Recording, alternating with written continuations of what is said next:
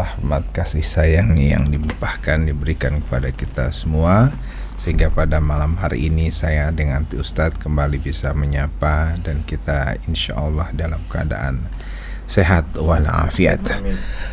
Kita akan kembali dengan program Mohima Isya, memperoleh hikmah menunggu azan Isya, dan sudah di ruangan kami Bapak Ustadz Ropianto Ibrahim STI. Tafadhal Ustadz. Bismillahirrahmanirrahim. Assalamualaikum warahmatullahi wabarakatuh. Alhamdulillahi rabbil alamin, wal aqibatu lil muttaqin, wala udwana illa 'alal zalimin. Asyhadu an la ilaha illallah wahdahu la syarikalah, wa asyhadu anna Muhammadan 'abduhu wa rasuluh la nabiyya ba'dah. Allahumma salli wa sallim wa zid wa barik ala sayyidina Muhammadin wa ala alihi wa sahbihi wa man sara ala nahjihi ila yaumi al-qiyamah. Para pendengar Cahaya FM dimanapun Anda berada, alhamdulillah kita bersyukur kepada Allah Subhanahu wa ta'ala. Pada malam hari ini Allah masih mempertemukan kita di tempat ini dalam kegiatan rutin kita Mohima Isya.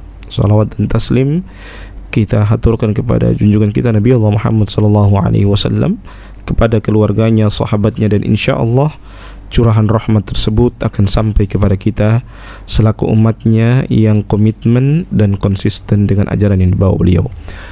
Para pendengar yang dimuliakan oleh Allah, kita masih dalam pembahasan nasihat Imam Al-Ghazali, dan yang kedua adalah hal yang paling ringan adalah meninggalkan sholat. Dan meninggalkan sholat ini, sekali lagi, sholat adalah tiang agama, dan melihat amaliyah seseorang adalah pada sholatnya. Yang berikutnya, di antara nasihat dari Imam Al-Ghazali, hal yang paling jauh, ab'aduhu al-asr, yang paling jauh itu adalah masa, adalah waktu. Maksudnya apa? Waktu itu ketika telah kita tinggalkan, berarti dia punya banyak kenangan, baik kenangan yang baik maupun kenangan yang buruk.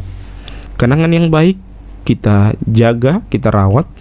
Kenangan yang buruk kita jadikan sebagai pelajaran. Nasihat pun demikian. Nasihat, orang menyikapi nasihat itu ada dua. Kalau dia orang bodoh, dia akan marah ketika dinasihati. Kalau dia orang cerdas, maka dia akan menjadikan pelajaran nasihat tersebut.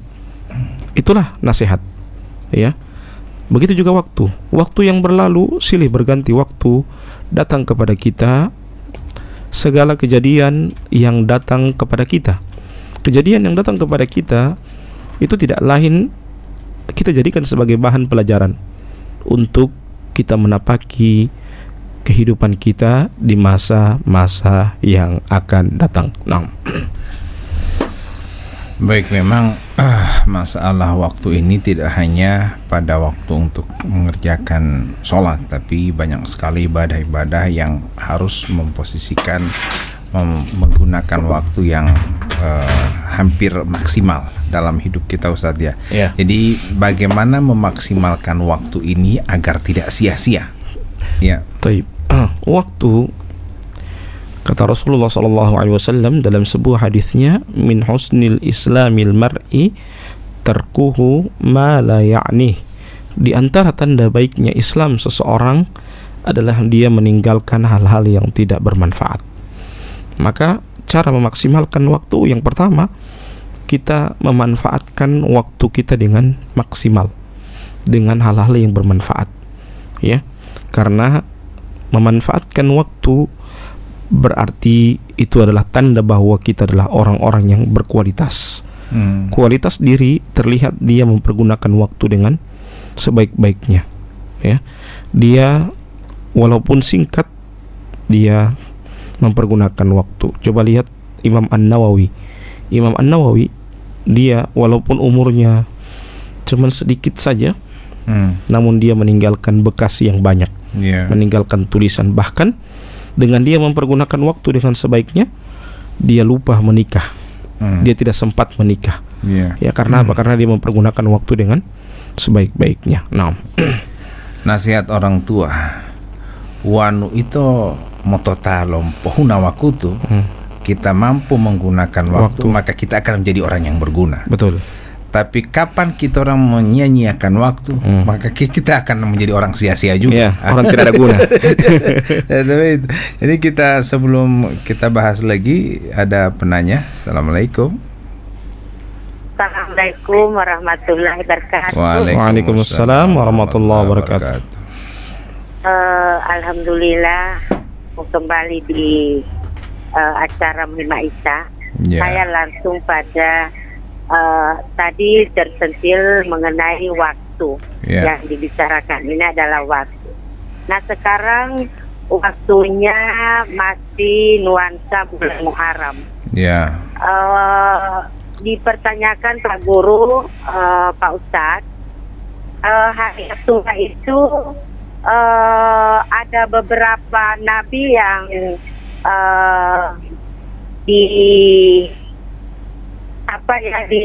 yang terjadi di hari Asyura ini. Ada beberapa nabi. Beberapa kejadian. Mohon disebutkan Pak Ustadz, Nabi Adam, nabi yang lain-lainnya, Nabi Ibrahim, apa sebenarnya jadi pada saat hari Asyura atau hari 10 Muharram. Karena yang lain saya sendiri belum tahu. Yang saya tahu hanya ada 2. Nabi Ibrahim terhindar dari kebaran api yang menyala. Kemudian Nabi Adam dihapuskan dosanya pada saat hari Asyura. Untuk yang dimintakan penjelasan itu nabi-nabi yang lainnya Pak Ustadz. Terima kasih. Wassalamualaikum warahmatullahi wabarakatuh. Waalaikumsalam warahmatullahi wabarakatuh. Taib. Di bulan Muharram ini bukan hanya saja suka, tetapi ada duka. Ya. Jadi dan duka ini diantara alasan orang Gorontalo tidak mau bikin pesta, tidak mau bikin acara besar-besar di bulan Muharram karena ada duka. Duka yang mendalam. Alasan mereka, masa Nabi bersedih, kita bersenang-senang. Itu alasan mereka. Sehingga mereka tunggu dulu sebentar, kasih lewat dulu bulan Muharram, nanti bulan Safar baru Nabi. Karena kalau di bulan Safar kan Nabi menikahkan anaknya dengan Ali bin Abi Thalib, Fatimatu Zahra. Itulah alasan kenapa orang Gorontalo juga memilih bulan Safar untuk melakukan pesta pernikahan. Nah, baik, kita bahas dulu kalau di antara peristiwa pertama ditiupkan ruh Nabi Muhammad itu adalah di hari Asyura. Ditiupkan ruh. Kemudian juga ketika Nabi sudah sudah ditiupkan ruh, pas pada hari Asyura, maksudnya pada malam Asyura, juga ada peristiwa yang lain. Nabi Ayub disembuhkan oleh Allah, Nabi Nuh diselamatkan dari dari banjir yang besar. Nabi siapa lagi yang dari ikan ini? Dari ikan. Diselamatkan dari perut ikan. Itu semuanya Allah selamatkan. Nabi itu dari dari musuh-musuh mereka. Dan yang di hadis yang dipegang itulah Nabi Musa diselamatkan dari kejaran Fir'aun. Sehingga pada saat itu Nabi karena Nabi Musa bersyukur dengan berpuasa pada hari Asyura, maka Nabi mengatakan saya lebih berhak daripada Nabi Musa. Sehingga karena Nabi Muhammad SAW Nabi Muhammad SAW tidak mau seperti kaumnya Nabi Musa, Nabi Muhammad tambah 1 hari sebelum dan 1 hari setelah. Jadi tanggal 9, 10 dan tanggal 11. Jadi itu hari Asyura. Kalau kita berpuasa itu harusnya tanggal 9, tanggal 10 dan tanggal 11. Ya, Nabi Yunus ya, Nabi Yunus itu yang dari perut ikan. Nabi Yunus yang keluar dari ikan besar ya. Dan beliau berzikir la ilaha illa anta subhanaka inni kuntu minadz zalimin. Nah, itu zikirnya Nabi Yunus ketika dalam perut ikan. Iya. Nah, di dalam duka. Nah, kenapa di di Gorontalo, adat Gorontalo itu kalau kalau hari Asyura itu ada apang colo, bukan kue yang lain. Karena apang colo itu ada apang colo, Ustaz. Ya, apang colo iya. Tapi saya tidak merasa di 10 Muharram itu. Nanti kalau ada Asyura surat terpati balik kalau begitu. Maksud saya kalau ada yang ada di rumah tak simpan. Jadi kalau Cimo masih mau bikin hari Asyura, jangan lupa tuh surat itu betul tiap itu. Jadi ada pancolo ya. Jadi hari Asyura itu kalau di Gorontalo adatnya identik dengan apang colo. Kenapa apang colo itu? Apangi itu kiasan dari Husain yang terbunuh, cucunya Nabi Muhammad SAW. Dan gula merahnya itu adalah darahnya Husain. Ya, sehingga orang Gorontalo kalau hari Asyura identik dengan apang colo. Itu ya, sehingga dan orang kan, saya selama ini juga waktu sebelumnya mencari-cari kenapa orang Gorontalo tidak mau bikin pesta di bulan Muharram. Ternyata ini alasannya, karena mereka tidak mau buat bergembira sementara Nabi bersedih. Ada duka terbunuhnya cucu beliau, terbunuhnya cucu beliau. Taib itu. Dan pada tanggal 10 Muharram juga Allah Subhanahu wa taala mengembalikan kerajaan Nabi Sulaiman. Ya, betul.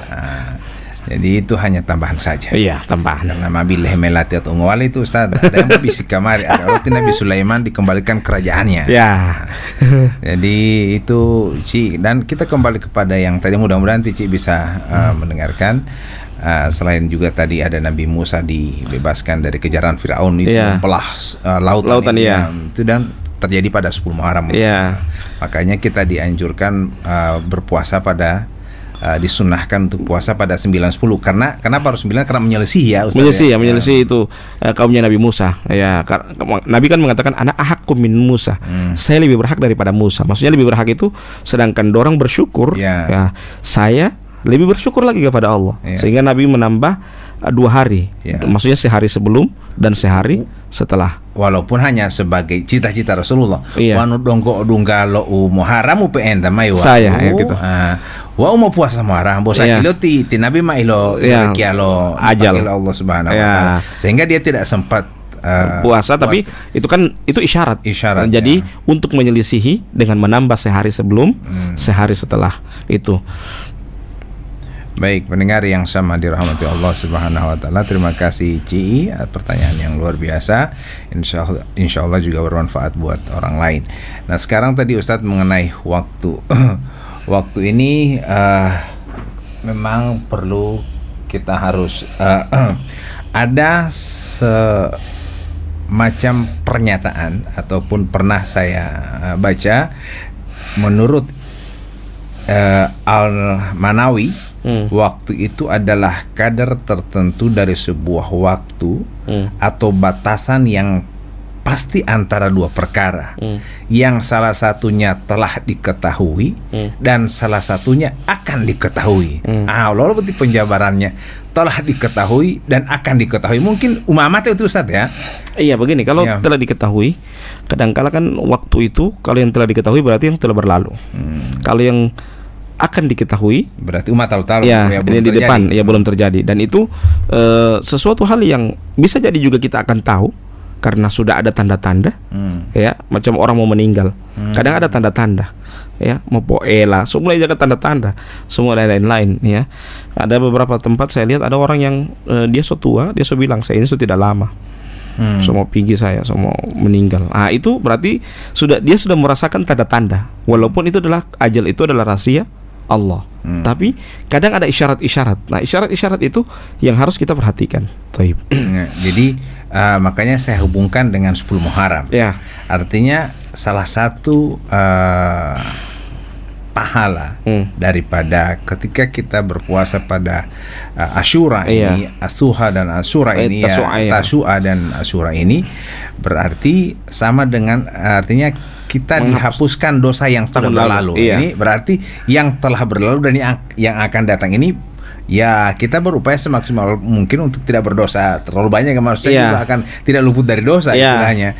Tapi ketika mau nunggal haramu poli, mau puasa poli supaya poli terhapus poli, istilahnya begitu ya. Jadi bagaimana kita Ustadz, memang sebenarnya sih Ustadz, ketika kita orang hari-hari dalam aktivitas sehari-hari, ada saja waktu kita. Ada orang yang pernah bertanya kepada saya Ustadz ya, ini mungkin keluar daripada konsep waktu. Ada ibu-ibu bertanya, popoin dua mali Ustadz Utia. Artinya suaminya melarang si ibu ini untuk mencari nafkah. Tapi si ibu ini diam-diam mencari nafkah untuk membantu suaminya. Nah, apakah hasil dari yang dia peroleh ini halal atau tidak karena tanpa seizin suami atau tanpa sepengetahuan suami? Lalu itu Ustaz ya. Iya, kalau dia mencarinya dari sisi yang halal, dia tetap halal. Ya. Tapi tidak seizin suami. Memang halal dia, misalnya dia cuman jual daster atau jual-jual yang online. Tapi kemudian dia DP suami tidak tahu itu. Bagaimana ini Ustaz? Ya, hukum asal memang suami yang mencari nafkah. Tapi kalau misalnya istri mau mencari uang untuk membantu suami, maka itu halal. Ya, itu halal. Ini bukan masalah tidak ada izin atau izin, tapi dia punya tujuan baik dan dia berada di rel yang baik, maka itu tidak mengapa. Wallahu a'lam bishawab. Kalau para ulama Ustaz menghargai waktu ini, dia harus mampu membagi waktu antara dia harus berdakwah, kemudian dia dengan keluarganya bagaimana, kemudian dia dengan sahabatnya bagaimana. Ini memang harus maksimal. Bagaimana Ustaz? Iya, pernah di zaman Nabi ada orang yang dia hanya fokus di ibadah. Dia fokus di ibadah. Lipat alih keluarga alih. Misalnya seperti itu. Istrinya datang kepada Nabi. Ya, wahai Nabi, suami saya ini cuma fokus ibadah. Tapi ini kita orang akan membahas nanti pada pertemuan berikutnya. Ya, karena mau hima isya tuh. Malah dunga isya malah dunga waktu tuh isya. Insyaallah dia mau poli penda, insyaallah mau membahas ini, melanjutkan perbincangan ini. Tapi mudah-mudahan kita bisa ingat bersama Ustaz ya. Jadi mengenai sahabat Rasulullah. Iya, sahabat Rasulullah itu yang fokus hanya dalam ibadah. Baik. Kita akhiri dengan bacakan doa kafaratul majelis. Subhanakallahumma wa bihamdika asyhadu an la ilaha illa anta astaghfiruka wa atubu ilaik. Wassalamualaikum warahmatullahi wabarakatuh. Pendengar yang sama dirahmati Allah Subhanahu wa taala. Alhamdulillahi rabbil alamin. Wassalatu wassalamu ala asrafil anbiya'i wal mursalin wa ala alihi wa ashabihi ajma'in. Alhamdulillah, kita memuji Allah atas segala limpahan rahmat kasih sayangnya kepada kita sekalian. Malam hari ini kita sama berjumpa dengan Bapak Ustadz yang senantiasa kita rindukan kehadirannya. Alhamdulillah pada malam hari ini untuk kali kedua setelah semalam, pada malam hari ini pun hadir. Saya kira ada Hari Anak Nasional tidak akan hadir karena lagi bapolio. Tapi alhamdulillah Ustadz hadir pada malam hari ini. Baik pendengar yang sama dirahmati Allah Subhanahu wa taala, kita akan melanjutkan perbincangan kita yang sempat tertunda semalam. Ada pertanyaan yang sempat saya sampaikan, kemudian karena sudah waktu akhirnya kita pending sejenak. Baik, kita akan segera mengundang Pak Ustadz untuk bisa memberikan mukaddimah. Fadhal Ustadz. Assalamualaikum warahmatullahi wabarakatuh. Waalaikumsalam. Alhamdulillahi rabbil alamin, wassalatu wassalamu ala asyrafil anbiya'i wal mursalin wa ala alihi wa sahbihi wa tabi'in wa tabi'ut tabi'in wa man tabi'ahum bi ihsanin ila yaumiddin wa ba'd. Para pendengar Cahaya FM dimanapun Anda berada, alhamdulillah kita bersyukur kepada Allah Subhanahu wa ta'ala. Pada malam hari ini kita masih bisa dipertemukan oleh Allah pada kegiatan kita rutin, yaitu acara Muhim Aisyah. salawat dan taslim kita haturkan kepada junjungan kita Nabi Allah Muhammad sallallahu alaihi wasallam, kepada keluarganya, sahabatnya, dan insyaallah curahan rahmat tersebut akan sampai kepada kita selaku umatnya yang komitmen dan konsisten dengan ajaran yang dibawa oleh beliau. Para pendengar yang dimuliakan oleh Allah, kita masih dalam pembahasan nasihat dari Imam Al-Ghazali, yaitu ab'aduhu al-asr. Yang paling jauh itu adalah masa. Jadi waktu yang meninggalkan kita itu penuh dengan kenangan. Kalau dia baik, kita jadikan sebuah hal yang harus kita terus jalankan, dan kalau itu yang buruk, maka itu sebagai pelajaran buat kita agar kita lebih berhati-hati dalam melangkah, berhati-hati dalam bersikap, berhati-hati dalam melakukan tindakan, karena itu adalah sebuah keburukan. Jadi keburukan yang datang kepada kita bukan berarti kita benci, tetapi kita jadikan sebagai pelajaran agar kita bisa lebih baik di masa-masa yang akan datang. Nah, bagaimana Ustaz pertanyaan yang sempat semalam? Iya, bagaimana dengan orang yang hanya fokus dengan ibadah? Iya, benar. Iya, dia lupa dengan tanggung jawabnya dan lainnya. Suatu ketika ada seorang sahabat Nabi, namanya Salman Al-Farisi. Iya. Salman Al-Farisi ini dia hanya fokus dengan ibadah. Dia lupa dengan keluarganya. Dia lupa dengan apa yang menjadi tanggung jawabnya. Sehingga hal itu dibawakan kepada Nabi Muhammad SAW. Nabi mengatakan, inna li zawjika 'alaika haqqan. Sesungguhnya pasanganmu atau istrimu itu punya hak. Wa li zawrika 'alaika haqqan. Dan kepada tetanggamu juga punya hak, dan kepada temanmu juga punya hak. Fa'ti kulladzi haqqin haqqahu. Maka berikanlah masing-masing itu sesuai dengan haknya. Maksudnya apa? Tidak mengapa kita beribadah, tapi jangan sampai dengan ibadah itu juga kita melantarkan kewajiban yang lainnya. Makanya Rasulullah SAW mengatakan apa? Kafa bil mar'i ithman ayyudayyi'a may yaqut. Cukuplah seseorang itu dikatakan berdosa ketika dia menelantarkan apa yang menjadi tanggung jawabnya. Nah, tapi Ustaz, kalau misalnya dia serahkan semuanya kepada Allah, nah, biasanya begitu, biarkan Allah yang menjaganya, saya fokus untuk ibadah. Misalnya ada yang mengatakan bahwa ini ente semua kemana, ente semua kasih tinggal ente istri, biarkan Allah yang menjaganya. Apakah ini salah Ustaz pernyataan seperti ini? Iya, ini tidak salah, cuman salah penerapan. Iya, dia tidak salah dalam berucap. Semua yang di muka bumi ini memang Allah yang jaga. Tapi juga penjagaan Allah kadang ada juga sebuah tanggung jawab yang harus dilakukan oleh manusia. Itu yang harus kita perhatikan. Sehingga kalau kita mengatakan demikian, ada Allah yang jaga. Thaib, Allah yang jaga itu dari sisi apa? Ya, maka di samping kita beribadah, juga hal yang harus kita perhatikan adalah tanggung jawab kita sebagai pimpinan rumah tangga. Tanggung jawab kita sebagai orang-orang yang menjadi tanggung jawab. Ya, seperti itu.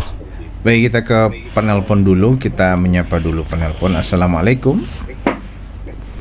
Waalaikumsalam. Assalamualaikum Ustaz. Assalamualaikum warahmatullahi wabarakatuh. Perlu indol Ustaz. Ya, dari Tikanani di Limbato. Kedua kanan, ya. Ya. Wan memate tete itu berdosa balik, Ustaz. Baik. Ya. Tete mengalami lu. Ya. Mau mate tete. Dia karena mau mengalami malu Patah patelo. Artinya dia lo patelo bo hepa yola. Buboh hula. Jadi Apakah berdosa itu? berdosa, ya. Assalamualaikum warahmatullahi wabarakatuh. Waalaikumsalam warahmatullahi wabarakatuh. Baik. Kucing itu adalah salah satu hewan yang dicintai oleh Abu Hurairah. Sehingga kenapa itu Abu Hurairah dinamakan dengan Abu Hurairah? Hurairah itu dari kata hir. Hir itu kucing. Ya, ini sahabat Nabi. Abu Hurairah itu bukan namanya. Namanya itu Abdurrahman bin Sakhrin. Ya, iya, Abdurrahman bin Sakhrin. Dan karena beliau ini senangnya bermain dengan kucing, senang memeluk kucing, ya, sehingga Nabi memanggil dia dengan Abahir, ya Abahir, sehingga sampai dengan sekarang Abu Hurairah.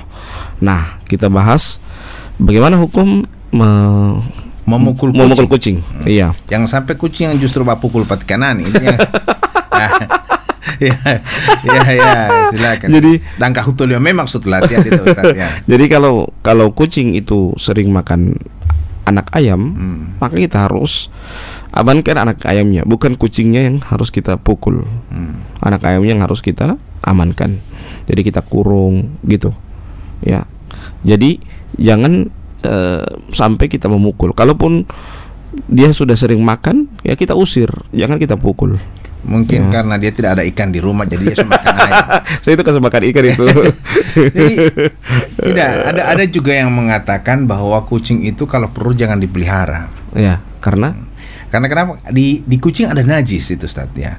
Misalnya kadang kita melihat kucing itu menyemprotkan kencingnya pada semua pokoknya apa yang dia dekatkan begitu berjalan dia semprot. Biasanya ada kucing pria seperti itu, laki-laki, kucing yang jantan, maksud saya bukan pria, jantan. Nah, itu dia jalan dia semprotkan air kencingnya di mana saja, mau di Ustaz nana pakai palipap tata lemon talolong tihli. Akhirnya kan batal lah ketika di Ustaz sholat terganggu dengan hal-hal seperti itu. Jadi daripada ini kucing bikin repot di dalam rumah, sehingga tidak usah dipelihara, belum lagi tarangnya, belum lagi najisnya yang lain-lain, sehingga kita hindarkan saja, lebih baik kita tidak usah pelihara. Jangan, kalau saya pribadi tetap dipelihara kucing, cuman kita jaga. Saya pernah sarung saya pernah beberapa kali dikencingin oleh kucing, ya tinggal cuci saja. Ya tinggal dicuci saja. Dan kucing itu memang dari sisi najis memang sebuah hal yang memang ada yang bersifat najis di situ. Tapi itu makanya Nabi mengatakan apa? Itu adalah mutawafuna, ya. Dia yang di sekitar kita. Di sekitar kita, maksudnya di sekitar kita ini, walaupun dia di sekitar kita itu tidak daging-dagingnya atau bulu-bulunya itu tidak membuat dia najis. Ya, tapi khawatirnya sepertinya Ustaz Buti ATT kan biaya Orlando. Artinya ya saya realitasnya saja. Betul. Jadi ketika dia pergi kemana saja kita tidak tahu apakah dia pergi ke tempat di mana dan tiba-tiba di Ustaz yang tabiat tutup dulu sajadah dan sajadah itu dia injak loh kucing ini. Nah ini khawatirnya justru akan memberikan bau tidak sedap akhirnya seperti paham itu. Jadi kalau begitu dia ditaruh di tempat yang umum, maksudnya tempat khusus. Jangan sampai dia mengganggu tempat kita yang harus membutuhkan itu kebersihan. Ya, kalau dia di tempat yang khusus itu tidak mengapa. Dan kita berikan dia tempat-tempat yang khusus dan kita ajar dia juga dengan hal yang baik. Maksudnya begini, jangan ambil orang yang sementara makan dia mau rampas itu ikan. Nah, kita bilang pada dia itu awasnya apa korek. Atau seperti itu memakan anak ayam itu. Kita ke penelpon dulu. Todola, assalamualaikum. Waalaikumsalam. Ya, silakan Tipa Hais. Assalamualaikum. Warahmatullahi wabarakatuh. Ya. Saya mau tanya Ustaz, apakah uang judi itu bisa disedekahkan Ustaz? Ya? Iya, uang judi disedekahkan. Apakah uang judi itu bisa disedekahkan atau tidak? Ya. Mungkin cuma itu yang saya Oke. Terima kasih. Ya, iya. Ustaz. Menyedekahkan uang hasil judi itu adalah sama saja mencuci kain dengan kencing. Ya, mencuci kain dengan kencing. Jadi tujuannya baik untuk mencuci kain. Tapi yang dia pakai adalah dengan kencing. Najis. Begitu juga itu. Tujuannya baik. Dia ingin bersedekah. Tapi dia pakai dengan uang yang haram. Wallahu a'lam bishawab. Jadian tamalo topu Ustaz malo hama alallah lau le muti dia matu katayan. Tapi biasanya kan bagi-bagi rezeki istilahnya ya. Ya, bagi rezeki itu yang halal, bukan yang haram. Itu bagi rezeki itu yang halal. Tapi biasanya kok misalnya lo tuhata misalnya ya, dulu sebelum memang longko dipok di rumah saat itu tidak ada sekarang begitu. Dapat kana istilahnya. Ampa huruf misalnya atau ampa angka. Terkenal lah dia misalnya tembus 10 juta. Ada orang yang lewat, potataya deh uti pen mau potali hauti. Nah, itu apakah ketika dia belikan rokok itu juga tidak halal? Oh, jelas itu haram. Mau beli rokok, mau beli apapun dia, walaupun dia halal yang kita ambil, tetap dia haram. Pada intinya bahwa uang judi haram, tidak bisa digunakan untuk apa-apa. Ya. Baik, kita ke penelpon selanjutnya. Assalamualaikum, Pak Wardi. Waalaikumsalam warahmatullahi wabarakatuh. Ya. Topik yang sekarang ini tentang waktu ya. Yo. Ya, langsung pertanyaannya. Iya, ada pepatah Arab mengatakan waktu bagai pedang. Saya mohon penjelasan apa maksud dari waktu itu bagai pedang. Oke, cukup sekian dan terima kasih. Assalamualaikum warahmatullahi wabarakatuh. Itu ilustrasi waktu bagaikan pedang. Bukan berarti timah memuonga uli mutikanan patama pungu nanti mau bala dengan waktu ini. Bukan seperti itu ya. Jadi waktu itu bagaikan pedang. Ada sambungan kalimatnya. Kalau kamu tidak pakai memotong dia, maka dia akan memotong kamu. Maksudnya apa? Kalau kamu tidak pakai dia dalam bermanfaat, maka kamu orang yang merugi. Itu maksudnya. Jadi usahakan waktu itu dipergunakan dengan sebaik-baiknya. Jadi itu artinya kalau ada yang lebih detail lagi. Artinya bahwa jika hari ini sama dengan hari kemarin, Anda merugi. Betul. Apalagi kalau hari ini lebih jelek dari hari yang kemarin. Bagaimana itu pepatahnya yang Ustaz? Itu walaupun diperselisihkan, kalau hari ini sama, maka dia orang yang merugi ya. Kalau hari ini lebih buruk daripada besok hari, maka dia adalah orang yang sengsara kurang lebih begitu. Jadi ini semestinya berarti bahwa setiap hari kita berubah dengan sebuah perubahan yang artinya madelo misalnya engon dia hapali Al-Fatihah misalnya besok masuk Anas. Jangan sampai hari ini Al-Fatihah besok kembali ke ikor 1. Akhirnya lebih buruk lagi kan. Iya. Dan iman seseorang itu kalau kita seiring dengan membicarakan tentang waktu ini berubah pasti setiap al-imanu yazidu wa yanqus, yazidu bit ta'ah wa yanqusu bil ma'siyah. Iman itu bertambah dan berkurang dengan ketaatan dan berkurang dengan kemaksiatan. Nah, ya, kita ke pertanyaan selanjutnya. Assalamualaikum. Waalaikumsalam warahmatullahi wabarakatuh, Pak Guru dan Pak Ustadz. Pertanyaannya. Langsung pada pertanyaan. Bagaimana dengan orang yang menyia-nyiakan waktu dan kemudian waktunya hanya dipergunakan pada kegiatan-kegiatan yang mengandung haram. Kira-kira bagaimana hukumnya Pak Ustadz? Sekian, terima kasih. Wassalamualaikum warahmatullahi wabarakatuh. Waalaikumsalam warahmatullahi wabarakatuh. Allah Subhanahu wa taala berfirman dalam Al-Qur'anul Karim dalam surah Al-Mu'minun awal-awal, qad aflahal mu'minun alladzina hum fi salatihim khashi'un walladzina hum 'anil lagwi mu'ridun. Di antara sifat orang yang beriman apa? Walladzina hum 'anil lagwi mu'ridun. Dari hal-hal yang sia-sia mereka berpaling. Itu sifat orang beriman. Nabi Muhammad SAW bersabda dalam hadis yang diriwayatkan oleh Bukhari dan Muslim dari sahabat Abu Hurairah radhiyallahu taala anhu, Rasulullah SAW bersabda, "Min husnil islamil mar'i tarkuhu ma la ya'ni."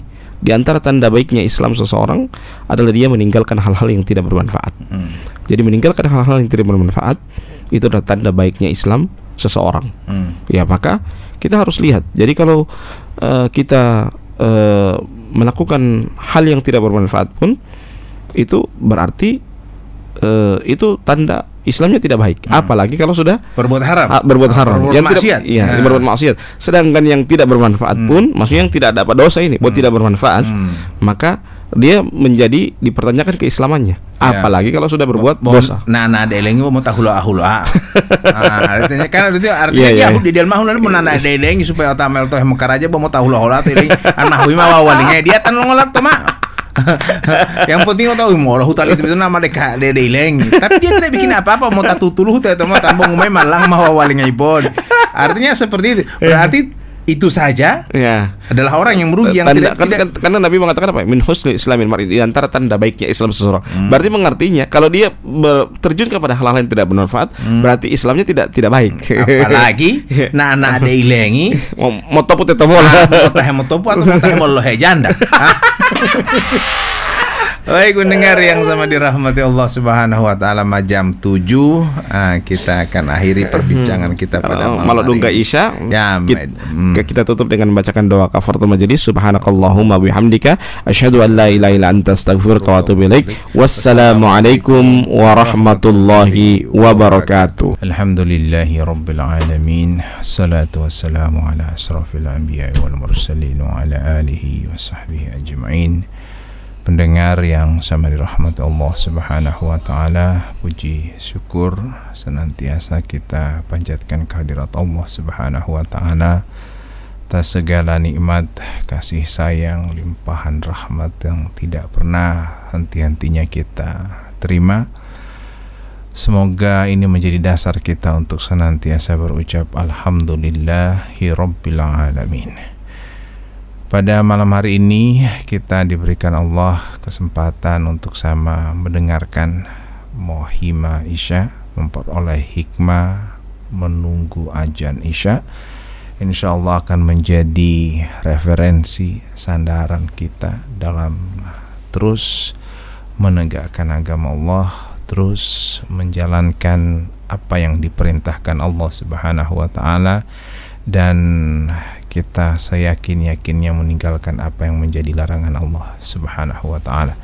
Pendengar yang sama dirahmati Allah Subhanahu wa taala, telah hadir bersama kita Bapak Ustaz Robianto Ibrahim STHI untuk melanjutkan perbincangan kita terpaut tentang akidah kita. Pada malam hari ini memang kita punya topik, tapi kalau misalnya ada pertanyaan yang mungkin penting untuk kami jawab melalui Pak Ustadz yang ada di tempat ini, insya Allah kita bisa sharing bersama.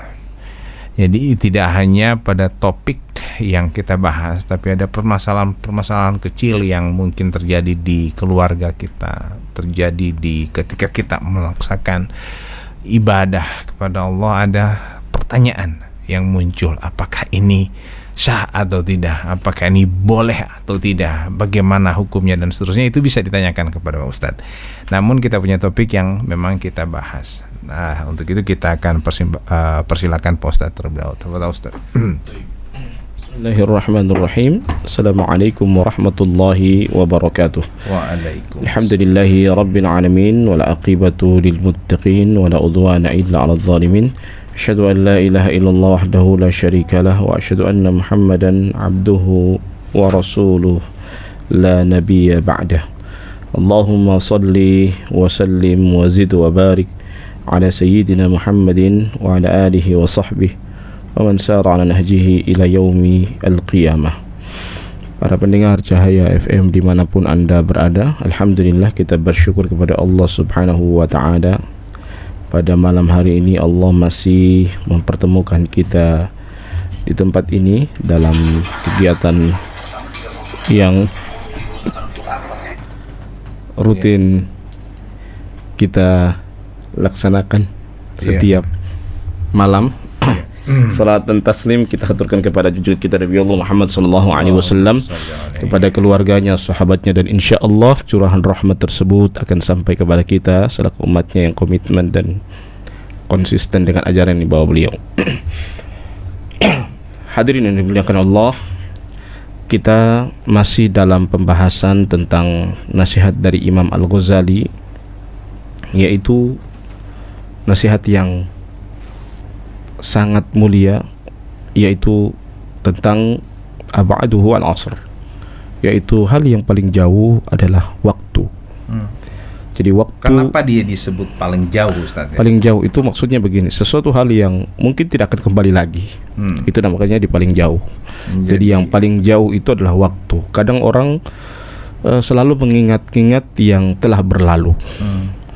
Iya, mengingat yang telah berlalu itu kita harus lihat kalau dia yang baik, maka kita jaga terus itu. Kalau itu yang buruk, maka itu sebagai pelajaran. Dan kita jadikan sebagai pelajaran, jangan sampai ke depan kita masih bertemu dengan hal yang demikian, sehingga dinamakan dengan abaduhu, yang paling jauh. Jadi sehingga makanya Hasan Al-Basri mengatakan dalam sebuah perkataan yang sangat indah, innama anta ayyam, sesungguhnya kamu ini hanyalah kumpulan hari. Jadi kita manusia ini kumpulan hari. Fa idza dhahaba ba'dhuha dhahaba ba'dhuka. Apabila pergi sebagian dari hari-hari itu, maka pergi juga Umur kita. sebagian umur kita. Iya. Jadi ketika kita ada orang mengatakan dalam tanda kutip berulang tahun, itu bukan berarti bertambah umur kita, malah berkurang umur kita. Berkurang umur kita, karena kita hanyalah kumpulan hari seperti itu. Bahkan Allah Subhanahu wa taala bersumpah demi waktu, wal 'ashr. Iya, betul. Dan waktu itu, kenapa Allah bersumpah dengan waktu? Berarti di situ itu ada kemuliaan. Pada waktu itu ada keutamaan. Ketika Allah bersumpah dengan sesuatu, dengan makhluk itu, maka pada makhluk itu ada keutamaan. Wadduha, wal-lail, wat-tini, waz-zaitun. Ya. Jadi wasyamsi wadduhaha, wal qamari idza talaha, wal fajri. Nah, semua sumpah-sumpah yang Allah sebutkan. Bahkan ada setelah sumpah itu Allah melanjutkan apa? Qad aflaha man zakkaha wa qad khaba man dassaha. Jadi setelah Allah bersumpah, Allah menekankan lagi, qad aflaha man zakkaha. Beruntunglah orang yang mensucikan dirinya. Wa qad khaba man dassaha, dan merugilah orang yang mengotorinya. Taib. Sama dengan di surat Al-'Asr tadi, wal 'asr innal insana lafi khusr illa alladziina amanu wa 'amilus solihati wa tawassaw bil haqqi wa tawassaw bis sabr. Iya. Yang artinya, Ustaz, sesungguhnya manusia itu benar-benar merugi, dalam kerugian. Jadi rugi ngamil manusia, Ustaz, tutu tutu tahu-tahu boleh dalam keadaan merugi. Illa alladziina amanu, kecuali orang yang beriman. Wa 'amilus solihat, dan beramal dengan amalan yang soleh. Wa tawassaw bil haqqi wa tawassaw bis sabr. Saling menasihati di atas kebenaran dan saling menasihati di atas kesabaran. Jadi ketika ada sesuatu nasihati dalam keadaan kebenaran ubana ribe itu, karena tau dibala kalau ubana ribe itu bisa barele, Ustaz, ya. Kadang-kadang kita menasihati yang benar tidak selamanya terterima dengan baik. Nah, makanya ketika kita nasihati yang benar ada yang tidak menerima, itu kita harus sabar. Betul. Bisa barele. Iya, betul. Iya. Baik, pendengar yang sama dirahmati Allah Subhanahu wa taala, bisa digunakan line telepon kami di 085-171-664-994 untuk berbincang dengan Pak Ustadz. Kita mengisi waktu-waktu kita ini bagaimana diisi dengan amal ibadah, ya. Dan kita akan dikategorikan merugilah kita. Artinya medungga masa tueu mamentalele, Ustadz, ya. Masa tueu kita sudah berhadapan dengan Allah Subhanahu wa taala, kita tidak melakukan amal soleh, kemudian tidak saling menasihati untuk kebenaran, kemudian juga bahkan tidak saling menasihati dalam kesabaran. Ya. Ini orang-orang merugi kecuali orang-orang itu. Betul. Kecuali orang-orang itu. Amal saleh kan di sana ada puasa, di sana ada sholat, di sana ada orang yang menghargai waktu dan seterusnya. Kemudian menyampaikan yang benar, kemudian saling menyampaikan di atas kesabaran itu. Tapi Ustadz, untuk menyampaikan yang benar ini memang penuh tantangan, Ustadz. Betul. Menyampaikan kebenaran itu, makanya kalau berdakwah itu kalau tidak ada tantangan, ya, dipertanyakan dakwanya. Ya, makanya dakwah itu pasti ada tantangan. Kalau dia berdakwah tanpa tantangan, berarti itu bukan dakwah, tapi itu adalah membujuk orang. Karena berdakwah itu dia menyampaikan kebenaran. Karena kebenaran itu kadang-kala orang bisa terima, ada yang tidak. Yang tidak itu yang bahaya. Itu masalah. Maksudnya di sinilah ujian kita pada saat kita mau menyampaikan kebenaran. Ya. Kalau kita berdakwah baru kemudian cuman jalan tol mulus terus, dipertanyakan dakwahnya. Badelo tama butia membong memang to dumo dupo di prosbu menade ileng. Ade delo amilo ti menade ileng mah ta meloto be patodu meloto be labe dan seterusnya. Patal ma di ustaz mah ente pota biapo mati made bersabeleti. Maksudnya minimal juga walaupun dia menentang, minimal itu adalah sebuah kebenaran yang kita sampaikan. Dan orang menerima kebenaran itu kan bermacam-macam. Ada yang menolak, tergantung keimanan dia. Ada yang dia terima.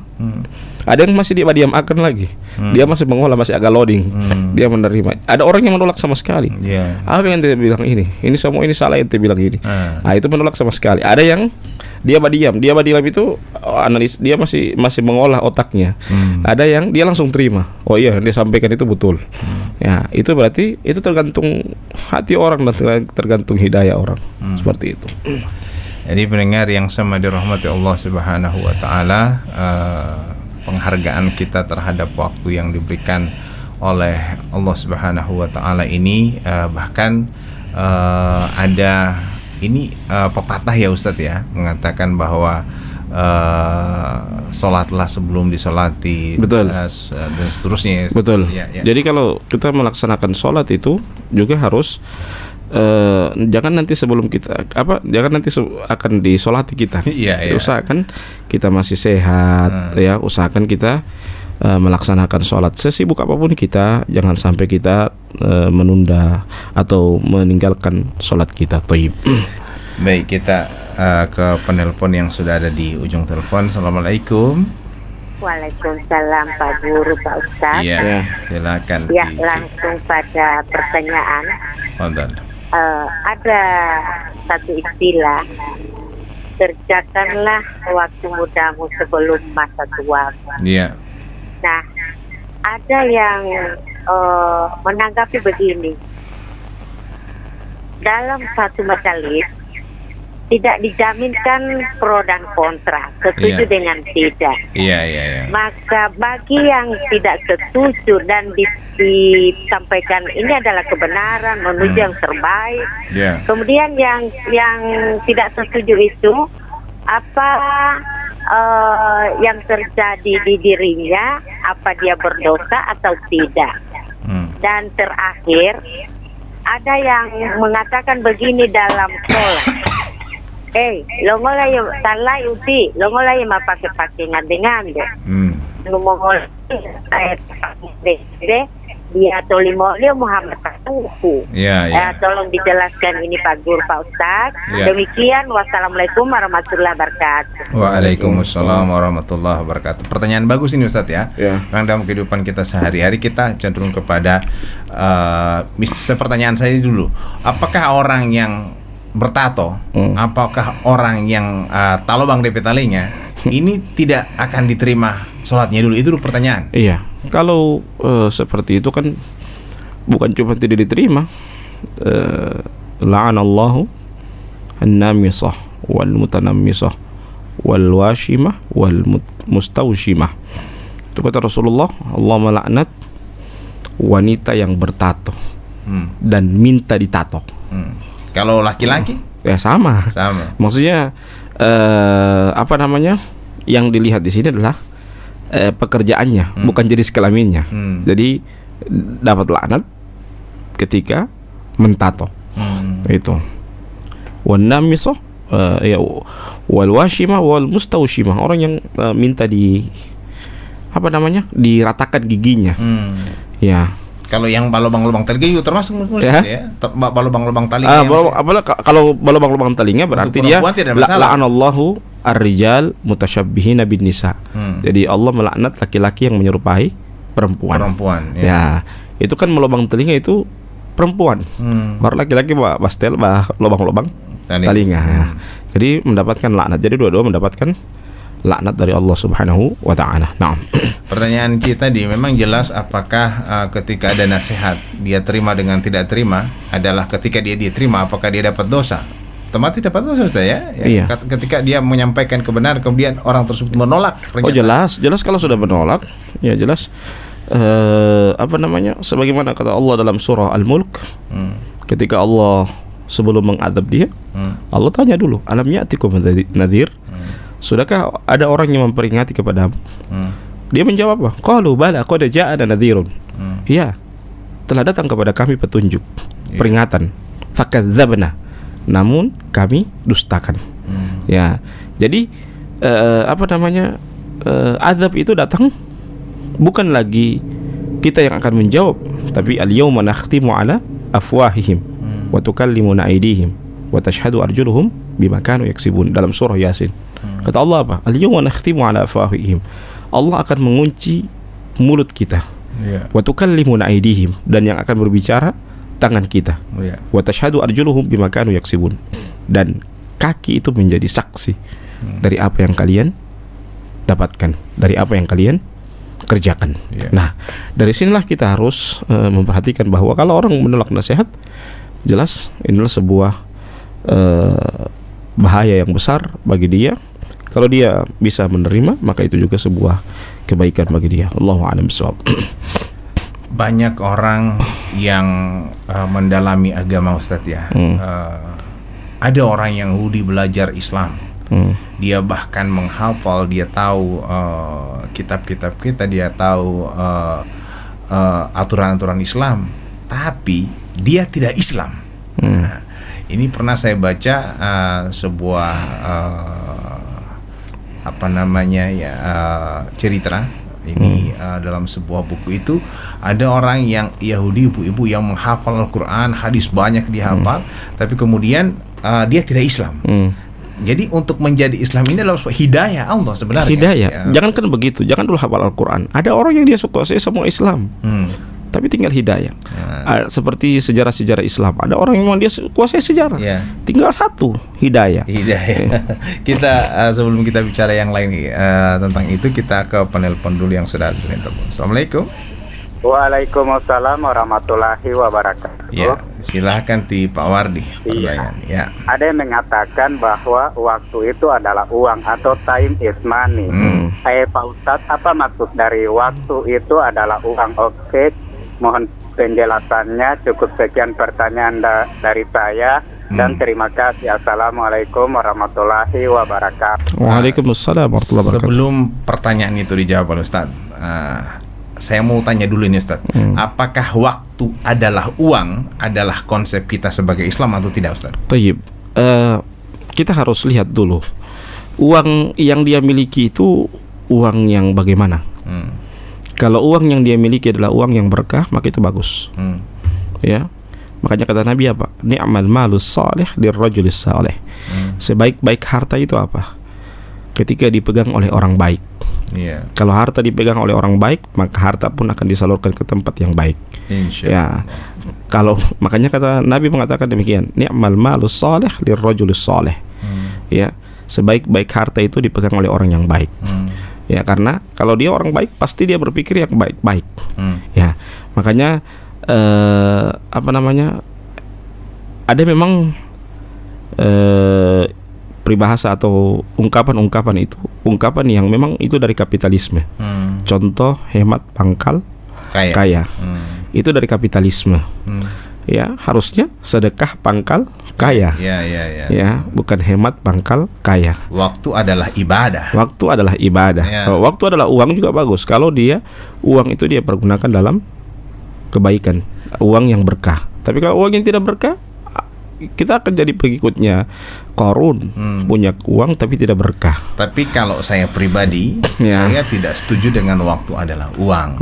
Karena kenapa? Ketika azan berkumandang, kemudian kita dalam usaha misalnya menjual, kalau itu jelas, menjual minyak wangi misalnya, kemudian tetap jual minyak wangi, ini akan menyebabkan kita lalai beribadah. Itu jelas. Makanya dalam ketika sholat Jumat, ya ayyuhalladzina amanu idza nudiya lis-sholati min yaumil jum'ati fas'au ila dzikrillah wa dzarul bai'. Nah, dari ayat ini Imam Syafi'i mengatakan apa? Ketika ada azan Jumat, baru orang yang masih jual beli, maka hasilnya itu adalah haram. Walaupun halal yang dia jual. Ketika azan Jumat berkumandang, baru dia masih ada transaksi jual beli, kata Imam Syafi'i, hasilnya itu adalah haram. Apakah ini ajan-ajan yang lain juga termasuk Ustadz ya? Ajan asyar, ajan zuhur, ajan maghrib. Kalau itu mungkin waktunya panjang, tapi itu khusus sholat Jumat. Ya, saya belum dapatkan apakah ini ayat bisa dibawa ke 5 waktu atau tidak. Yang itu khusus sholat Jumat dulu ya. Jadi saya nanti cari literatur apakah itu khusus berlaku, ayat ini bisa dibawa ke 5 waktu atau hanya khusus sholat Jumat saja. Dan inilah kata penegasan dari Imam Syafi'i. Ketika azan berkumandang baru dia masih jual beli, kecuali yang jual beli ini perempuan. Nah, itu boleh. Tapi kalau yang jual beli laki-laki, maka haram hasilnya. Jadi saya beri contoh tikanani. To uhem potalia lo tabu tio Ustaz. Ketika azan berkumandang to lima to alai tabu abo tia potalia. Artinya dia harus sholat dulu. Dia tinggalkan kepada anda malam piang kum tabjapa ti papamu. Ini yang luar biasa. Dan itu selalu dilaksanakan oleh Kanani, luar biasa. Semoga segala amal ibadah ya Kanani ya seperti itu ya Allah terima ya. Insyaallah amin. Amin ya rabbal alamin. Jadi bisa dicontoh oleh orang lain. Maksudnya seperti itu. Tapi setelah di Kanani habis sholat, dia kembali lagi DP anak itu yang sholat boleh begitu. Tapi dia pergi ke masjid untuk melaksanakan sholat berjamaah. Begitu. Yang harga berjamaah itu. Ati matan-matan belo saja ada ati anak ada tihi polian medung kalau uma kamalio mate tete ada tihi. Ini luar biasa sekali, itu menjadi contoh bagi kita semua yang mungkin duduk di namanya di depan kantor PU itu ya misalnya. Kalau lihat ajan itu bahkan yang lain masih pada mencantai itu bukti kanan ati de atau lalema potaleo pindah hadiah mana dia pada anak ya. Luar biasa, insyaallah berkah semuanya. Jadi pendengar yang sama dirahmati Allah Subhanahu wa taala, semoga juga saya juga demikian juga di Kang Wardi tadi. Wanu tio mah hem potaleo Ustaz biar wanu hem potaleo lo minya to dalalon lo dunga he banget yang kom happy to beriti. Sehingga di masjid. Dulu. Sehingga di masjid. Itu bagus ya. Dan apa namanya? Kan cuma berapa menit juga. Alhamdulillah ini Nabi sayang sama orang. Bayangkan 50 waktu ditawar jadi 5 waktu. Pahala pun sama dengan 50 waktu. Ya, jadi 50 waktu ditawar 5 waktu, pahala sama dengan 50 waktu. Sangat sayang itu orang Nabi pada orang. Coba seandainya 50 waktu itu terjadi, agak berat orang mau kerjakan. Sedangkan 5 waktu saja agak berat, apalagi 50 waktu. Ya, pendengar yang sama dirahmati Allah Subhanahu wa taala, menarik perbincangan kita pada malam hari ini, insyaallah bisa bermanfaat. Kita tutup dengan bacaan doa kafaratul majelis. Subhanakallahumma bihamdika asyhadu an la ilaha illa anta astaghfiruka wa atubu ilaik. Wassalamualaikum warahmatullahi wabarakatuh. Bismillahirrahmanirrahim. Assalamualaikum warahmatullahi wabarakatuh. Alhamdulillahi rabbil alamin wal aqibatu lil muttaqin wala udwana illa 'alal zalimin.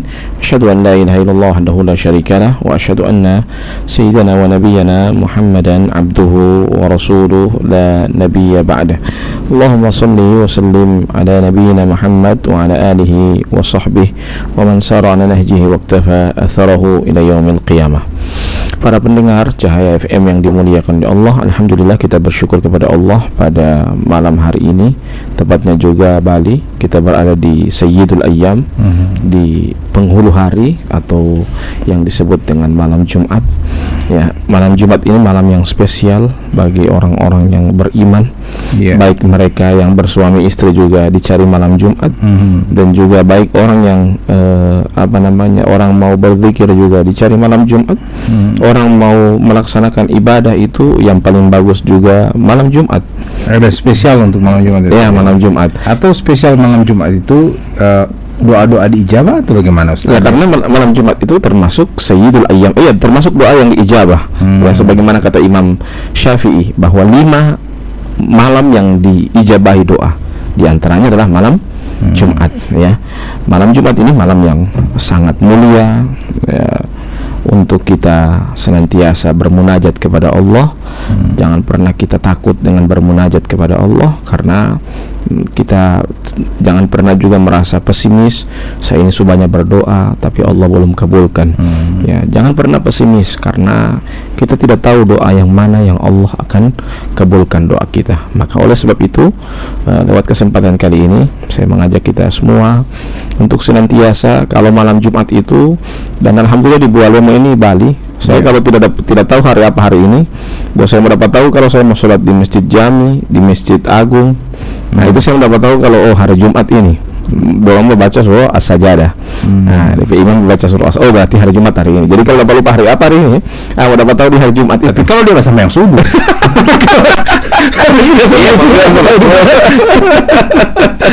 Yang tidak tahu, oh hari Jumat ini hari Kiapa dapat tahu, soalnya ada orang berkhutbah. Dia mau khutbah. Kalau dia pada dengar ayat Sajadah tadi kan nanti dia mau sama yang subuh baru dia.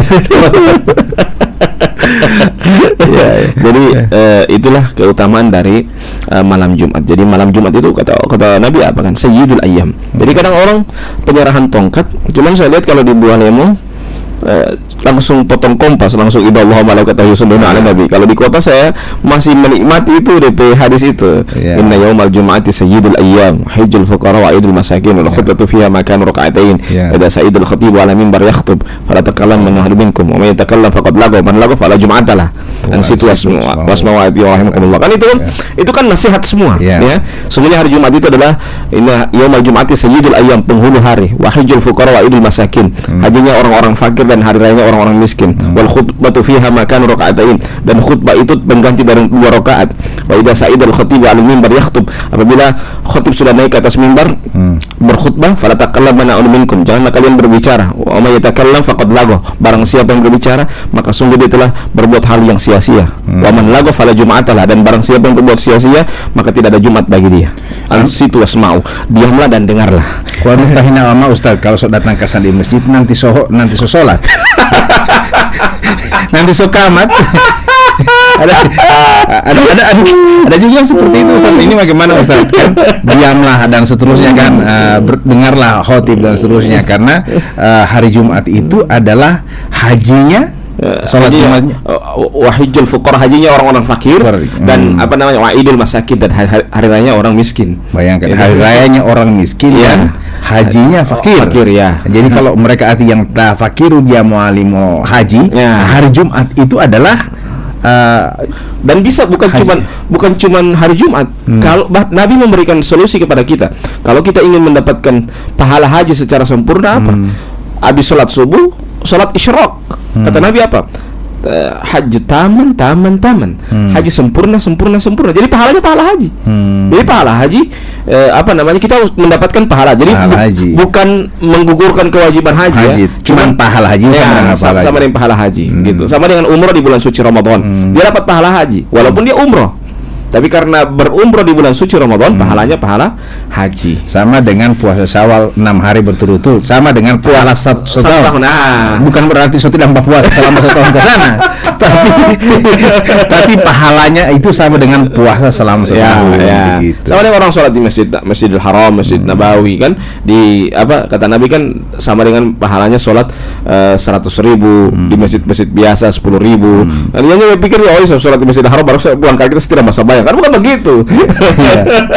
Sama dengan juga sering mendengar ada ayat-ayat atau surah-surah tertentu yang kita baca sama dengan kita membaca surat Al-Qur'an. Sepertiga, seperti Al-Ikhlas. Kalau Al-Kafirun 1/4. Kan seperti itu. Bukan berarti menggugurkan Al-Ikhlas 3 kali sudah membaca Al-Qur'an. Tapi maknanya dan pahalanya kalau kita kenapa dia dimakan sepertiga? Karena dia membicarakan tentang tauhid. Makanya sepertiga Al-Quran itu membicarakan tentang tauhid. Nabi Ibrahim itu makanya dinamakan orang yang membaca surah Al-Ikhlas dia sama dengan sudah menghatamkan Al-Quran. Karena apa? Sepertiga dari Al-Quran itu pembahasan tentang apa? Tauhid. Sehingga dinamakan sepertiga thuluthul Quran, sepertiga dari Al-Quran.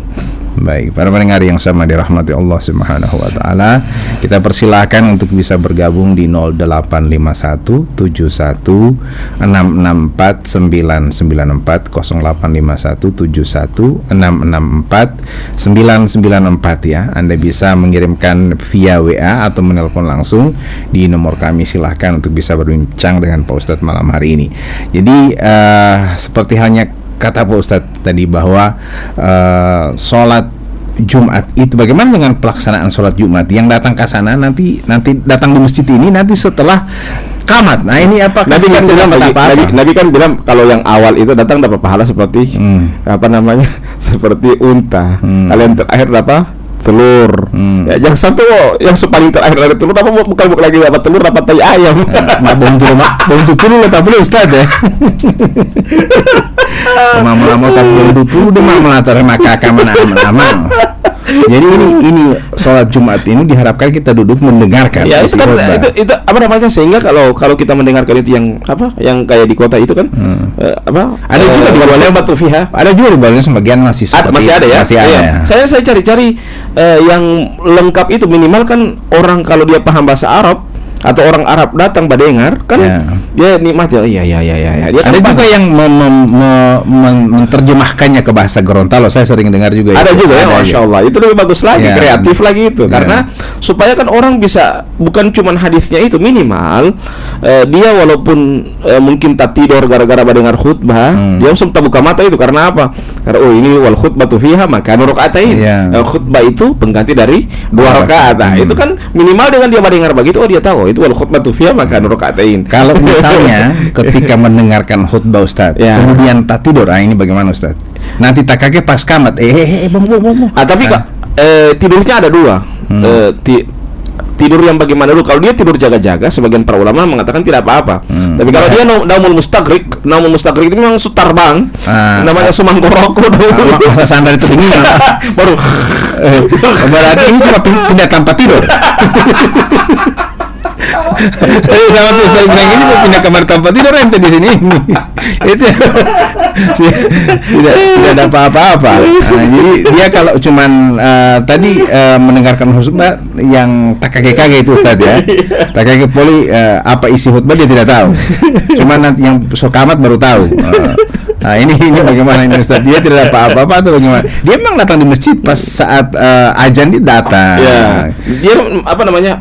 Kalau dia sudah tertidur seperti itu batal apa namanya wudunya. Batal wudu ya. Bahkan pernah ada ulama itu pertama dia berpendapat bahwa apa namanya tidur itu tidak membatalkan wudu. Suatu ketika dia ini karena dia berfatwa tidak membatalkan wudu, dia tak tidur. Habis dia tak tidur, dia tak konto, pas tak konto itu dia tak kage. Dari situ dia berpindah pendapat. Yang awalnya dia bilang tidak apa-apa, jadi membatalkan karena dia rasa sendiri habis tak tidur, tak konto. Kalau dia tak tidur, tak konto dia tidak sadar tidak apa-apa Ustaz. Jangan begitu, tetap apa namanya? Kalau dia mustagrik apalagi tidak sadar, tetap batal, bukan masalah kontutnya tapi dia sadar atau tidak. Di situ masalahnya. Kalau dia tak tidur, kemudian dia masih berpendapat seperti itu kan sekarang lagi zamannya orang berekam. Orang rekam dia tidur. Tak konto dia orang dia tidak pernah dia masih bersikeras tentang itu ya. Kalau nggak percaya apa nggak konto waktu tidur ya. Baik, kita ke pendengar yang sudah bersama kita di malam hari ini. Assalamualaikum. Halo. Warahmatullahi wabarakatuh. Ya, waalaikumsalam. Pak Wardi. Iya, Pak Wardi di Pilolianga. Silahkan pertanyaannya Pak Wardi ya. Iya. Saya banyak melihat katanya kalau sudah Hatib itu sudah naik mimbar sudah tidak boleh lagi sunat, tapi kan kebanyakan banyak masih sholat sunat. Bagaimana itu Pak Ustaz? Oke, jelas pertanyaan saya. Jelas. Oke, terima kasih. Assalamualaikum warahmatullahi wabarakatuh. Ini pertanyaannya beda. Saya banyak melihat katanya. Jadi melihat dan katanya. Berarti dua informasi. Informasi dari kata-kata dan melihat langsung. Melihat langsung ketika ada orang yang melaksanakan sholat 2 rakaat, sholat tahiyatul masjid. Tahiyatul masjid itu pada saat atau khatib sudah mulai khutbah. Bagaimana Ustaz ya? Sholat sunnah itu baiknya baik dia sebelum khatib naik ke atas mimbar maupun sudah naik, tetap kita sholat sunnah. Bahkan Nabi ketika pernah ada seorang yang naik ke atas mimbar, Nabi ini sudah naik ke atas mimbar, baru kemudian ada orang yang datang ke masjid langsung duduk. Nabi tegur. Nabi kasih berhenti dari khutbah. Dia sudah Ini khutbah Jumat atau khutbah Jumat? Ceramah biasa. Khutbah Jumat. Jadi Nabi kan sudah berkhutbah. Sementara berkhutbah sudah jalan berkhutbah. Berarti tiba-tiba ada orang datang, masuk langsung duduk. Ya. Ya, Nabi kan sebenarnya tidak berkhutbah, dia tegurin orang yang ada duduk. Ya. Baru ente sholat 2 rakaat. Ya. Itu. Jadi seperti itu. Ya, ini menunjukkan bahwa sholat sunnah tetap harus sholat sunnah. Itu bukan berarti kita meremehkan jangan sampai ini Ustadz kan mendengar khutbah wajib, sementara ini kan sunnah. Ya, begitu. Ya, dari sisi hukumnya itu Ya. sunnah sholatnya, kemudian mendengarkan khutbah itu wajib. Tapi Nabi coba lihat, Nabi pada saat orang Nabi sementara berkhutbah, asyik berkhutbah, tiba-tiba ada orang datang, Nabi hentikan khutbahnya. Dia tegurin orang yang datang kabar langsung berduduk. Ya. Ya, dia bilang berdiri, sholat.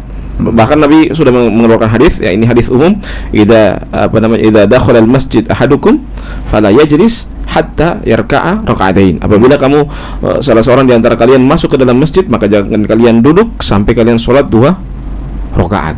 Ya, sampai kalian sholat 2 rakaat. Ini menunjukkan apa? Bahwa sholat 2 rakaat itu sholat khutbah itu walaupun dia sudah berjalan khutbah, dia harus tetap sholat sunnah seperti Tapi kalau misalnya dia tidak sholat sunat lagi, tetap sholat sunnah lagi, tapi karena dia berpendapat bahwa khutbah itu lebih penting daripada sholat sunnah ini, karena dari wajibnya.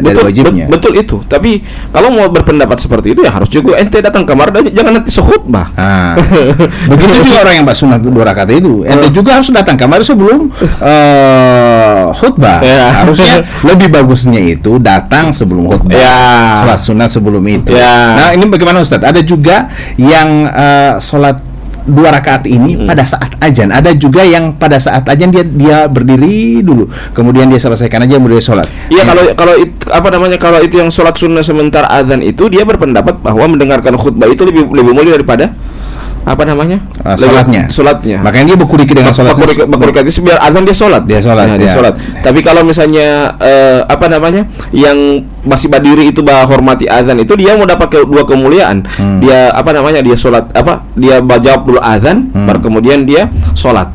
Ya. Jadi dua-dua ada kemuliaan. Yang sementara langsung berkuriki itu sholat sunnah itu sementara azan, karena dia ingin mengejar pahala mendengarkan khutbah. Ada kemuliaan di khutbah itu. Jadi kalau misalnya dia mau ambil pendapat itu, tidak usah lagi sembah dengar khutbah, biar azan sholat. Begitu. Kalau dia berpendapat seperti itu, jadi dia pendapat yang mana dulu? Ya, jadi tapi dua-duanya benar. Dua-duanya benar. Tapi jangan sampai dia tidak jelas seperti yang kayak kemarin Pak Ismet Bali. Dia tidak berpuasa hari Jumat, baru mahar raya hari Sabtu. Tidak jelas. Usahakan harus jelas sikap. Jadi mana yang ikuti harus komitmen dengan itu. Jadi kalau misalnya kita anggap bahwa khutbah lebih mulia, ya biar azan ente sholat. Kalau misalnya kita anggap bahwa sholat sunnah lebih mulia, ya kita sholat sunnah dulu walaupun ada khutbah. Apalagi kan azan itu kan ada 2 kali kan. Ada yang pertama, kemudian sholat sunnah dulu, kemudian azan yang kedua. Begitu. Jadi kalau misalnya masih dapat requestan azan kedua sebelum khotib naik ke mimbar, kalau yang mau sholat silakan sholat. Untuk mencari kemuliaan khutbah itu. Begitu Ustaz ya. Baik pendengar yang sama dirahmati Allah, demikian. Dan para pendengar yang ingin bergabung setelah Wardi tadi di Pilolianga, silakan di nomor 085171664994. Yang penting adalah kita mampu mendengarkan khutbah, karena khutbah itu adalah pengganti 2 rakaat ya. Dan 2 rakaatnya adalah sholat Jumat. Anu misalnya anak-anak mah dia maka berarti cuma dapat 2 rakaat. Ente mau sholat subuh ya dia penang. Sholat subuh di siang hari.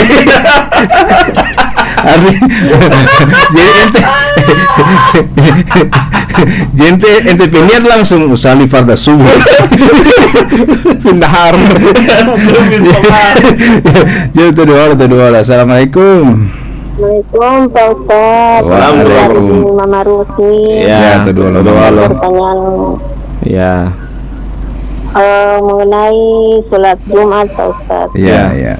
Sholat Jumat itu diwajibkan perempuan itu sama-sama dengan laki-laki itu sholat Jumat itu Pak Ustaz. Cuma itu saja. Lalu kalau itu habis sholat itu ada kalanya habis sholat itu Jumat perempuan langsung pergi. Ya.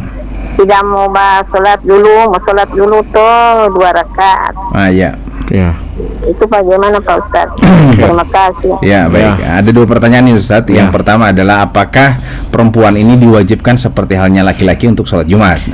Yang kedua adalah apakah si perempuan ini sholat sama-sama dengan laki-laki, atau biasanya juga saya sering lihat nanti setelah khutbah selesai, setelah sholat laki-laki, baru perempuan ada sholatnya sendiri. Yang penting mereka datang di masjid hanya untuk dengarkan khutbah itu. Ada 2 pendapat ya. Jadi 2 pendapat, tapi saya lebih condong kepada wanita itu tidak wajib untuk sholat sholat Jumat. Ya, jadi sholat dia ilo wajib wali mau ada tihi buat perempuannya begitu ya Ustaz. Jadi cuman laki-laki semua. Laki-laki. Jadi kalau perempuan untuk datang ke masjid, maka dia datang sholat zuhur. Ya, datang sholat zuhur. Jadi itulah yang harus diperhatikan pada saat dia melaksanakan sholat. Jadi berarti 4 rakaat sholatnya. Zuhur 4 rakaat. 4 rakaat. Ya. Kalau 2 rakaat sama dengan yang khutbah tadi itu cuma datang bawa 2 rakaat. Sholat subuh pagi siang. Jadi itu saja. Jadi perempuan tidak diwajibkan. Ya. Tapi kalaupun datang ke masjid untuk melaksanakan sholat zuhur, niatnya sholat zuhur. Sholat zuhur, bukan sholat Jumat. Ya. Jadi wanu nama detihi, ma deton ibu, na detihi yang kumtam Jumat ting pe dilet ibu molhori tibu, molhori. Harusnya molhori. Baik. Pendengar yang sambil rahmati Allah Subhanahu wa taala. Ibu Rusni, terima kasih. Masih ada pertanyaan lagi, silakan kami persilakan untuk bertanya seputar pelaksanaan sholat Jumat yang sering kita laksanakan, yang memang diwajibkan untuk kita khususnya para lelaki yang untuk melaksanakan sholat Jumat. Ini saya sering mendengar bahwa kalau kita sholat Jumat 40 kali berturut-turut tanpa jeda itu sama dengan kita melaksanakan haji. Ini saya sering dengar. Apakah itu ada dalilnya Ustaz? Pelama sekali 40 hari itu sholat 40 kali. 40 kalau pelama sekali 40 kali itu kasar berapa minggu, itu berarti 10 minggu. 10 bulan. Ya 10 bulan lama sekali. Ini Nabi mengatakan apa? Sholat isyraq. Setelah ba'da subuh kita berzikir dulu, habis subuh kan subuh tidak langsung pulang, dia berzikir dulu, habis itu pas waktu isyraq kan sekarang ada jadwal isyraq itu syuruk berapa? Jam berapa? Pas syuruk itu dia sholat, itu pahalanya sama dengan pahala haji. Ya, baik. Ini Ustaz, kita ke pendengar dulu. Tafadhal. Assalamualaikum. Waalaikumsalam warahmatullahi wabarakatuh. Ya, terus Pak. Pertanyaannya dari siapa, di mana? Dengan Yasin, Pak. Oh, ya, oke. Di Omninarti ini. Jo. Ya, kedua pertanyaannya, Pak. Ulu habari orang Pak. Kedua. Bagaimana dengan seseorang yang bisa dikatakan juga sudah agak rajin ke masjid, sudah agak rajin sholat, agak rajin, pakai agak, dia rajin agak. Artinya bahan potabi-tabi tingkang kadang potabi kadang diilah. Jo. Suka-suka ada tidak jujur. Dia menguasai bacaan-bacaan dalam sholat, kewajiban-kewajiban dalam sholat. Tapi dia tidak mengerti dengan apa arti bacaan-bacaan tersebut. Misalnya macam Bismillah kan dengan nama Allah yang Maha Pengasih dan Maha Penyayang kan. Nah, bacaan-bacaan selanjutnya dia kuasai semua. Tapi dia tidak mengerti apa artinya. Bahwa itu habari Allah itu Pak. Jadi mali Allah tabiali. Terima kasih. Terima kasih. Nah, ini Ustadz, pertanyaan orang yang melaksanakan sholat cuman tahu Allahu Akbar, kemudian yang lainnya dia tidak tahu artinya, atau bahkan Allahu Akbar tidak tahu, yang penting cuman bagara seperti halnya senam. Nah, ini bagaimana Ustadz? Bagaimana dengan sholatnya? Apakah ini termasuk sholat atau hanya sekedar senam? Nah, ini. Tidak. Tetap dia dapat pahala karena dia sholat, tapi sambil sembari juga dia sholat, dia juga belajar bacaan yang lain. Ya, karena beda ini, sama dengan orang baca Al-Quran. Kita baca Al-Quran tapi dia tidak tahu arti, tetap kita baca. Sama dengan begini, dua-dua hadits qudsi dengan Al-Quran. Walaupun dia tidak tahu artinya, tetap dia dapat pahala ibadah. Kan tidak semua orang yang baca Quran yang tadarus apa itu tahu DP arti semua, kan tidak semua. Ya, jadi dia tetap dianggap beribadah. Tidak mesti dia harus tahu artinya. Ya, sama juga dengan hadis qudsi. Hadis qudsi juga perkataan Allah. Tapi walaupun dia baca satu buku itu hadis qudsi, dia tidak dianggap ibadah. Karena apa? Karena itu cuma hadis qudsi. Ya, seperti itu. Dia hanya lewat lisan kepada lewat perantara lisan Nabi Muhammad SAW. Jadi memang beda antara hadits qudsi dengan Al-Quran. Hadits qudsi biar satu buku dia baca, dia tidak dianggap ibadah walaupun itu perkataan Allah tapi lewat lisan Nabi. Tapi ini langsung, kalau Al-Quran itu langsung dari kalamullah, perkataan Allah langsung. Nah, jadi beda.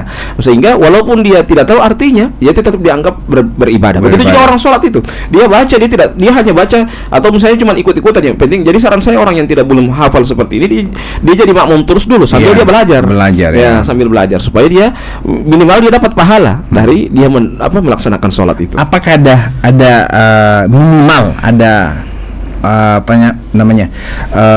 standar minimal yang penting ada yang kita orang tahu dulu mengenai misalnya kita orang yang penting takbir dulu, Allahu Akbar itu Allah Maha Besar itu dulu yang penting, yang lain biar tidak belajar dulu ya kan biasanya seperti minimal. Kalau dia tahu itu Allah Allahu Akbar itu maknanya berarti Allah Maha Sempurna dari segala Maha Sempurna dari segala besarnya di sini maksudnya bukan besar seperti seperti gorila tidak, tapi besarnya di sini Allah Maha Sempurna. Kesempurnaan semua tidak bisa ditandingi oleh siapapun. Itu maksudnya besarnya Allah itu bukan berarti Allah seperti gorila seperti batu besar seperti hanya kamprek dan seterusnya, tidak seperti gunung yang bertingkat-tingkat, tidak. Besarnya kesempurnaan Allah itu yang kekuasaan Allah, sehingga dia ketika dia mengetahui bahwa Allahu Akbar berarti saya tidak bisa berbuat dosa karena Allah sempurna. Allah tahu semua. Saya bersembunyi pun Allah tahu. Artinya cuma Allah yang Maha Besar ini. Saya ini kecil, saya cuma makhluk. Dia sadar akan perannya sebagai manusia. Jadi walaupun demikian, walaupun dia tidak tahu doanya minimal cuma itu dia tahu, sudah lumayan itu.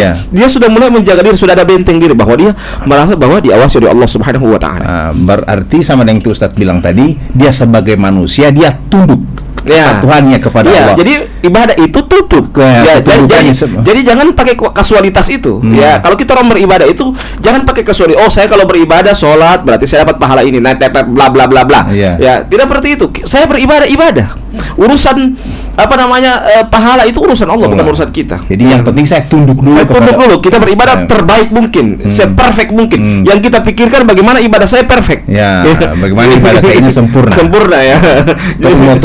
Mau tolimau itu urusan Allah Ta'ala. Yang penting kita sudah yang terbaik. Itulah beribadah itu demikian. Jadi berislam itu demikian. Kita berzakat, berinfak. Jangan kita berharap ini orang sarang terima. Pokoknya saya kasih dulu. Apakah ini sedekah saya diterima oleh Allah atau tidak? Pokoknya kasih dulu. Kita yang penting kita kasih yang terbaik. Itu yang kita harus cari pada saat kita mau beribadah kepada Allah Subhanahu wa taala. Kalau sudah itu sudah terjadi, insya Allah kita akan mudah melaksanakan ibadah kepada Allah Subhanahu wa taala. Menarik sekali perbincangan kita pada malam hari ini, Ustaz. Sayang sekali jam 7 mau Isya. Baik, kita stopkan sampai di sini dulu. Insya Allah kita bisa ketemu lagi di hari-hari akan datang dalam program Muhim Aisyah. Terima kasih untuk Pak Yasin, terima kasih untuk Ibu Rusni dan juga Kak Wardi di Piloliang. Terima kasih atas partisipasinya. Insya Allah kita akan berjumpa kembali. Semoga pertanyaan-pertanyaan bisa dijawab, dan kalau masih ada yang kurang bisa kembali berinteraktif dengan Pak Ustadz pada pertemuan berikutnya. Kita akhiri dengan membaca doa kafaratul majelis. Subhanakallahumma bihamdika asyhadu an la ilaha illa anta astaghfiruka wa atubu ilaik. Wassalamualaikum warahmatullahi wabarakatuh.